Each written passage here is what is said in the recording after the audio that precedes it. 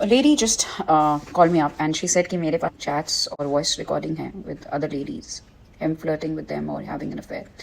According to Indian evidence law, मतलब आप third party के calls जैसे आप दोनों के बीच की conversation नहीं किसी और. Yes, the recordings can be a powerful proof if they show emotional, physical cheating or disrespect towards the wife.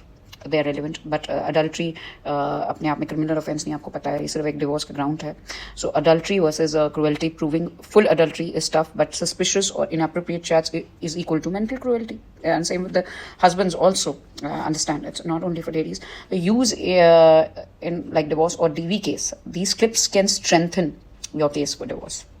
These voice clips, it can strengthen आपका case, but legal admissibility important. Ensure that the recordings are clear, not tampered with, and with ideally recorded by the wife herself, and that device has to go to FSL after that. That original device जिससे record किया गया है. Now to keep backup copies, save them safely in multiple locations, pen drive, cloud, and with your lawyer.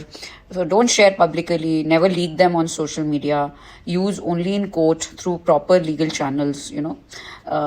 Supplement with other proof, like combine with messages, photos, expenses or witness statements. आप solid एक chain बनाइए. आप जिस भी lawyer से आप consult, best to submit all all those recording at the right stage after with your written statement. जब written statement है उसके और during evidence phase जब होगा. So मेरा verdict यही है कि yes, recording can strengthen your case, but how you can use them legally is real power move. That's the most important. Thank you.